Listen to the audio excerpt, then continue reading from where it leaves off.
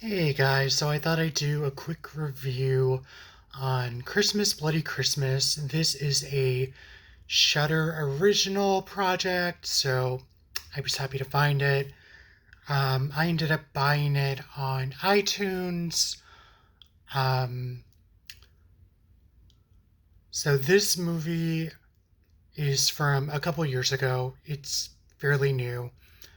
It opens with a couple of old friends. They're shutting down a local bar that plays vinyl records and whatnot and serves bar food. And they basically decide to argue back and forth, bantering as they basically decide to hook up. And they do go back and forth talking to each other about their favorite bands and whatnot, and just being kind of goofy and kind of silly. And this is basically the first half of the movie, and it's not an easy first half to get through. I thought it wore a little thin after a couple minutes. I feel like they probably could have written maybe a better opening to get to know the characters instead of going back and forth, talking about their favorite bands, and then culminating in them hooking up at the bar owner's apartment. So basically, the big bad of this movie is a robotic Santa Claus who basically goes on the fritz.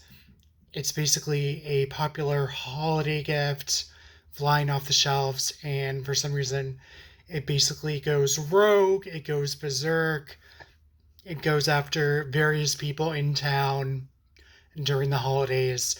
And I will say one thing I liked about this movie, I really liked the lighting.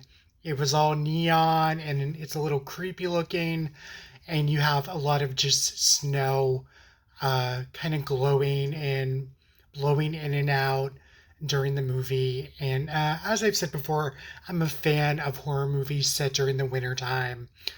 Um, and I feel like this movie takes itself like semi seriously after you get past the first half of the two main characters hooking up, um, and what have you. Basically, they encounter this rogue Santa Claus robot, basically going on the hunt, going after people with various weapons, and a basically a it's like a uh, an axe that comes with the robot as it's sold in stores. So you do have a lot of gore and what have you, and you do have, some nudity of the two main characters, attempting to hook up as the slaughter starts to happen on the screen. I thought this was okay. It's about, I want to say it's like 84, 85 minutes. It's not a super long movie. It's a pretty fast watch if you can get through, the very first half of the movie of the main characters arguing with each other and finally deciding on, hey, let's go to your apartment so we can hook up and maybe have some drinks, listen to some vinyl music and what have you. You do get a pretty decent body count for this type of movie. Um, I want to say it kind of reminds me of like a horror anthology, stretched out to feature length. And I thought it was all right for what it was. Some of the characters did grow on me after the first half. It had good sound, it had good lighting, and what have you. It had some good gore. So for me, like I said, it really wasn't the production that was an issue or the sound design or anything like that. It was just that first half getting through it.